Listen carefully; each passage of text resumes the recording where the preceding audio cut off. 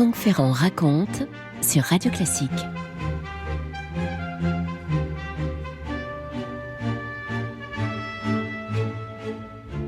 Long règne que celui de Charles VII, puisque ce roi va régner de 1422 à 1461, c'est-à-dire dans toute la plus belle part, au cœur même du beau XVe siècle. Vous savez qu'à son avènement, la situation était complètement catastrophique. On est en pleine guerre de 100 ans, bien entendu. Une grande partie du royaume de Charles, qui n'est que dauphin considéré comme illégitime par beaucoup, une grande partie de ce royaume est tenue par les Anglais et par les Bourguignons. Celui qu'on appelle, avec beaucoup d'ironie, le roi de Bourges, en gros, ne contrôle que les régions sud de la Loire, à l'exception de la Guyenne. Son propre père ne le reconnaît pas véritablement comme son héritier. Bref, ce roi, peu sûr de lui, progressivement, va reprendre les choses en main et il va tirer le royaume de ce mauvais pas. Alors, bien sûr, il n'y est pas arrivé tout seul. On surnomme Charles VII le bien servi et c'est vrai qu'il a été incroyablement bien entouré. Est-ce que j'ai besoin d'évoquer Jeanne d'Arc, bien sûr, et Dunois, dont le rôle a été fondamental dans la reconquête militaire, mais aussi Yolande d'Aragon, sa bonne mère, qui était sa belle-mère, la mère de son épouse. Yolande d'Aragon, la reine des 4 royaumes, personnage beaucoup trop oublié, mais qui a été sans doute la tête pensante du début du règne, un personnage extraordinaire. Et puis, le grand financier Jacques Coeur, qui a apporté tous les moyens nécessaires. Bref, à cette liste de gloire, certains auteurs ajoutent volontiers un personnage dont le rôle est nettement plus trouble, Agnès Sorel, la maîtresse du roi. Alors, est-ce qu'il est vraiment pertinent de prêter à Agnès Sorel un rôle clé dans le règne de celui qui est d'abord son amant? Je n'en sais rien. Je vous laisse juge. Tout commence à la cour au début de l'année 1444 et tout se noue probablement à l'occasion d'une visite du beau-frère du roi à la cour. Le beau-frère en question, c'est le bon roi René. René d'Anjou, le fils de Yolande d'Aragon, un René roi de Sicile. À cette époque, le roi Charles VII a à peu près, il a une quarantaine d'années. C'est un homme expérimenté, il est conforté maintenant dans son pouvoir. Dites-vous que l'épopée de Jeanne d'Arc date d'une quinzaine d'années. Et ça se ressent dans sa façon d'être. Je cite, et on a toujours grand plaisir à le faire, Philippe Erlanger. Le roi de France restait ce personnage dégingandé aux genoux cagneux, aux traits ingrats et moroses. Mais le maintien avait pris plus d'assurance, la voix plus de majesté. Le regard, généralement voilé, mélancolique et défiant, semblait presque redoutable lorsqu'il fixait sa froide lueur sur quelque étranger surpris. Au demeurant, Monseigneur conservait sa douceur, son affabilité. Alors, on ignore comment au juste s'est passée la rencontre avec Agnès Sorel. Sachez que la jeune fille, qui était issue d'une famille de simples aristocrates picards, est demoiselle d'honneur, une des demoiselles d'honneur de la femme du roi René, parmi d'autres certes, mais avec une beauté qui la détache nettement sur l'ensemble. Si l'on accepte la théorie qui fait d'Agnès l'inspiration de la Vierge entourée d'anges de Jean Fouquet, qui se trouve aujourd'hui au Musée royal des Beaux-Arts à Anvers et qui est un tableau absolument extraordinaire, on ne peut qu'admirer sa fraîcheur, l'arrondi de son sein nu, le mélange subtil de suavité et de pureté qu'elle dégage. On imagine assez facilement l'émoi de Charles VII quand il aperçoit cette jeune fille d'une vingtaine d'années dans l'entourage de sa belle-sœur. De cet émoi va naître une véritable histoire, une histoire d'amour qui prend une ampleur absolument inédite dans l'histoire de France. Franck Ferrand sur Radio Classique. Alors, il est possible qu'Agnès n'ait pas tout de suite plié devant le désir du roi. Vous savez, ça c'est tout le savoir-faire des courtisanes. Reste que assez vite, Charles s'arrange pour que Anne quitte l'entourage de sa belle-sœur et soit attachée à celui de sa propre femme, Marie d'Anjou. C'est donc la reine, cette reine qui s'épuise en enchaînant les grossesses, au moins 11 accouchements en 20 ans, vous imaginez, c'est donc la bonne reine Marie qui va devoir supporter l'irruption de cette rivale tellement plus jeune, tellement plus belle, tellement plus attirante. Agnès, quant à elle, voit sa vie du jour au lendemain bouleversée. Elle a sans doute un peu résisté à Charles, Charles, mais elle a assez vite été vaincue.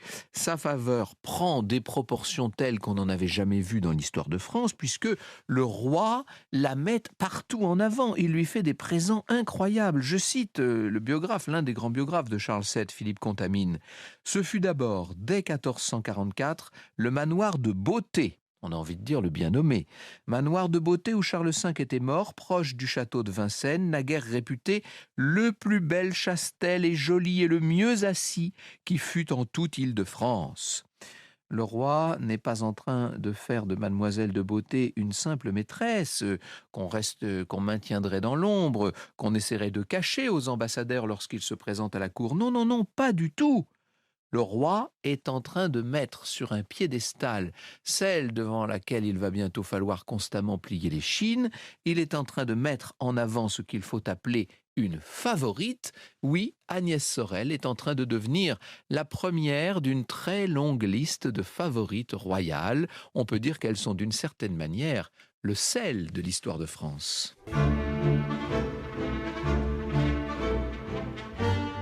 Le meilleur de Franck Ferrand raconte sur Radio Classique.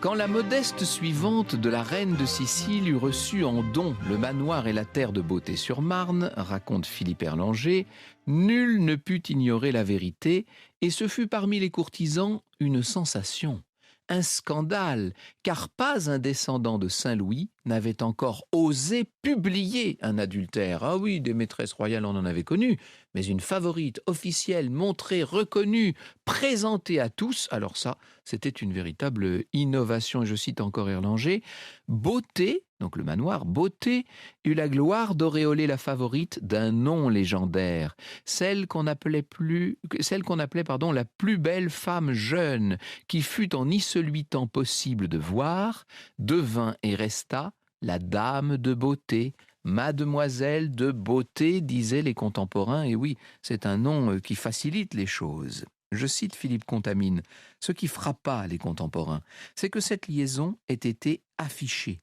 Agnès passait pour la concubine du roi qui dès lors risquait d'être accusée de bigamie. Elle suivait le souverain partout, dit Pie II, à table, dans le lit et même au conseil, ce qui entre parenthèses est moins sûr. Le même auteur ajoute que quand on reprochait à Charles VII son inconduite, il répondait qu'elle jouait auprès de lui le rôle d'un bouffon, elle le flattait et surtout, elle le distrayait. C'est pas très gentil d'une certaine manière. C'est un bouffon qui fait un peu plus que ce que fait généralement un bouffon. En tout cas, il épanouit le roi ombrageux, ce bouffon-là. C'est aussi quand même un fonctionnaire onéreux, si je puis dire, puisque après le château de Beauté, le roi va offrir à sa belle Anne d'autres terres, à sa belle Agnès, devrais-je dire, d'autres terres au fil des années, Issoudun, Verdon, mais aussi des joyaux, de l'argent, tout un quotidien luxueux qui va marquer les esprits et qui va évidemment pour des générations les influencer. Voici ce qu'en dit Chastellin, qui est un témoin de la vie à la cour de Charles VII, et c'est Alain Decaux qui le cite. Je cite donc Chastelin. Elle portait c'est-à-dire des grandes traînes à sa robe, hein. Elle comptait que un tiers plus longue que jamais princesse en ce royaume, plus hauts atours qu'à demi, robe plus coûteuse. Elle avait son quartier de maison à l'hôtel du roi, ordonné et appointé mieux que la reine, avait compagnie et bruit de femmes de plus grand nombre que le sien, avait tous états et services royaux devers elle, comme si elle-même eût été reine, plus beau parement de lit, meilleure tapisserie, meilleur linge et couverture, meilleure vaisselle, meilleures toques et joyaux, meilleure cuisine et meilleur tout. On imagine le luxe absolument effréné au sein duquel se prélassait la belle Agnès. Il faut dire qu'elle avait pour cela un fournisseur très zélé en la personne de Jacques Coeur. Alors, bien sûr, ceux qui se soucient de décence, de bonnes mœurs sont assez offusqués. Un jour, la délicate Agnès, qui est allée à Paris pour prier Sainte-Geneviève, paraît surprise d'ailleurs de la haine que le peuple manifeste sur son passage. Les gens la détestent. Elle devient une sorte, si vous me passez cette expression anachronique, une sorte de paratonnerre de toutes les haines. Et on peut penser qu'à la cour aussi, les aigris, les grincheux et les jaloux sont nombreux. Certes, la favorite a apporté comme comme un vent de jeunesse et de fraîcheur. Mais derrière les masques courtois, c'est évidemment l'envie qui pointe constamment. Il faut dire que des charges, des dons pleuvent sur tous les proches de la favorite. L'un de ses oncles, pour ne citer que cet exemple, est placé à la tête d'un beau diocèse en Languedoc. Et forcément, si vous avez envie de recevoir une grâce royale, il vaut mieux désormais courtiser Agnès Sorel, ce qui fait des heureux, certes, parmi les habiles, mais ce qui a aussi tendance à multiplier les malheureux. Alors, la grande question, celle qui nous intéresse d'une certaine manière, c'est de savoir si Agnès Sorel a joué un rôle politique. Des auteurs lui prêtent un lien étroit avec le roi, une forme de coopération heureuse aussi avec un certain nombre de grands personnages, et notamment avec un des plus habiles conseillers de Charles VII, chef militaire talentueux, qui plus tard va jouer un rôle encore plus important d'ailleurs, c'est Pierre de Brézé. Je vous ai dit qu'elle était proche de Jacques Coeur. Il est probable que les intérêts de Jacques Coeur, qui ont pris l'habitude, intérêts privés, de se mêler aux intérêts publics du royaume, ont trouvé dans Agnès Sorel un adjuvant tout à fait à leur mesure. En revanche, en face d'elle, elle a un certain nombre de personnages influents à la cour, à commencer par le jeune dauphin. Ça n'est pas n'importe qui, ce jeune dauphin, c'est le futur Louis XI, dont le lien avec son père est particulièrement tendu. Un contemporain raconte qu'un jour, le prince, armé, emporté par la colère, aurait couru après Agnès dans sa chambre pour la tuer d'une certaine manière. Relations exécrables qui ont favorisé l'éloignement du fougueux jeune homme de la cour. Certains suggèrent qu'Agnès aurait insisté auprès de Charles VII pour qu'il s'engage de nouveau dans le combat contre les Anglais. Vous savez, il restait quelques poches anglaises sur le territoire, et bien il fallait bouter définitivement l'anglais hors de France. C'est Brantôme notamment qui sur ce sujet est assez pointu. Alors Brantôme écrit très longtemps après les faits, il faut toujours se méfier de ce qu'il raconte, mais selon lui, un devin prêt à rendre service à Agnès lui aurait révélé en présence du roi qu'elle inspirerait une longue passion à un grand roi. Et là, la favorite a saisi le bal au bond. Ce grand roi, explique-t-elle, ne peut pas être Charles.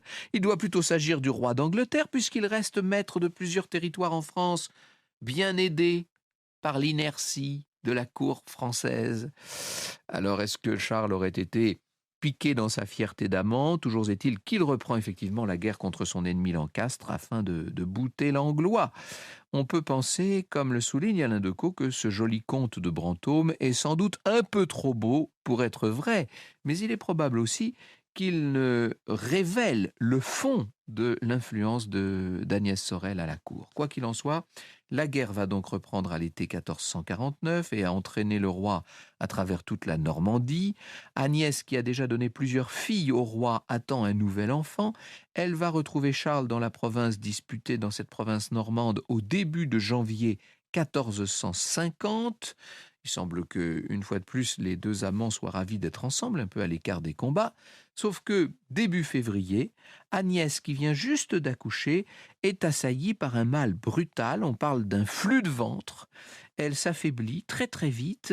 Ça n'a pas l'air d'être une maladie anodine du tout. D'ailleurs, elle n'a que le temps de préparer sa mort, de s'en remettre à l'intercession de Sainte Marie-Madeleine. Elle dit faiblement « C'est peu de choses et horde et fétide de notre fragilité ». Et la pauvre, elle meurt déjà.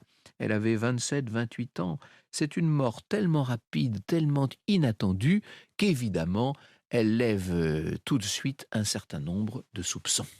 Sir John Eliot Gardiner, à la tête de l'ensemble The English Baroque Soloist et du chœur Monteverdi, dirigeait ce chœur final du Jephté de Carissimi, une musique poignante puisque dans le récit biblique, Jephté a fait vœu à Dieu, s'il lui donne la victoire, d'immoler à sa gloire la première personne qui franchira le seuil de sa maison. Or, quand il rentre au campement, celle qui en premier sort de la tente de commandement n'est autre que sa fille, son unique enfant.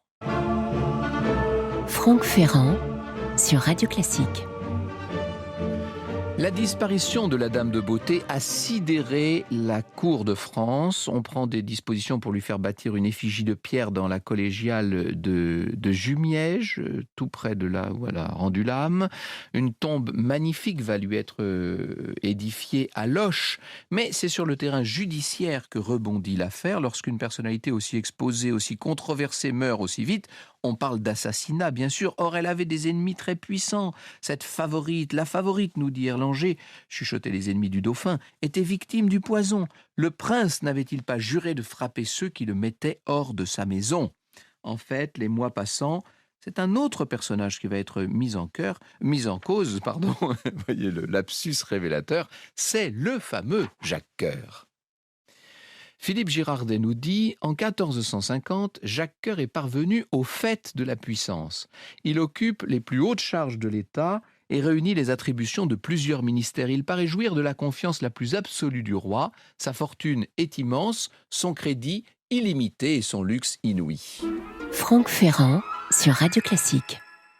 Et vous imaginez bien que quand on atteint aussi vite le fait de la gloire, eh bien, là encore, on se fait des ennemis. Le 31 juillet 1451, Jacques Coeur est mis en état d'arrestation. Une femme l'accuse directement d'être à l'origine de la mort d'Agnès Sorel, ce qui a l'air assez absurde puisqu'il était au contraire très proche de la favorite et qu'il avait grand besoin d'elle pour ses affaires. D'ailleurs, l'accusatrice va reconnaître avoir menti. Jacques Coeur, qui en fait avait surtout le tort d'être trop riche et trop puissant, d'être un trop puissant créancier de la couronne et d'user de méthodes, c'est vrai, controversées pour ses affaires, doit tomber. Il sera condamné pour d'autres motifs, mais c'est bien la supputation d'assassinat de la favorite qui l'a fait arrêter. L'affaire va rester longtemps une énigme historique jusqu'à ce que, il y a une quinzaine d'années, une étude menée par le docteur Philippe Charlier, une étude sur des restes de la Dame de Beauté, donne des éléments nouveaux. On a conclu à une mort liée à une absorption massive de mercure. Ce mercure a pu lui être donné à son insu, ce qui serait un crime, mais il est possible aussi que ce mercure, elle l'ait avalé volontairement, comme traitement après son accouchement, ou bien pour lutter contre une invasion de vers dans les intestins. Ça voudrait dire que les médecins qui lui ont prescrit ce remède se seraient trompés dans les doses. C'est tout à fait possible, parce que l'erreur de dosage, là, pour entraîner un tel empoisonnement aussi virulent, est impressionnante. L'étude du docteur Charlier montre que la mort d'Agnès Sorel, en tout cas, n'est pas une mort naturelle. Pour autant, est-ce qu'on peut avoir des certitudes sur les causes politiques de cette mort ? Est-ce qu'il s'agit, encore une fois, d'un empoisonnement volontaire ou d'un empoisonnement dû à l'incompétence des médecins ? Ça, c'est une autre affaire. Au-delà de ce mystère lié à la mort d'Agnès Sorel reste un autre mystère, si vous voulez mon avis. Et c'est un mystère beaucoup plus profond qui concerne sa vie. Agnès Sorel est une personnalité très mal connue au fond. On n'arrive pas, malgré tous les témoignages qu'elle a laissés sur son chemin, on n'arrive pas à savoir exactement quel a été son rôle auprès de Charles VII. Il a probablement été beaucoup plus important que ce qu'on a bien voulu dire. On n'a peut-être pas non plus été tout à fait jusqu'au bout de ce qui a été cette nouvelle fonction lancée par Agnès Sorel, cette nouvelle fonction qu'elle a d'une certaine manière légitimée et que vont reprendre évidemment un grand nombre de rois après Charles VII, la fonction de favorite royale. Vous écoutez Radio Classique.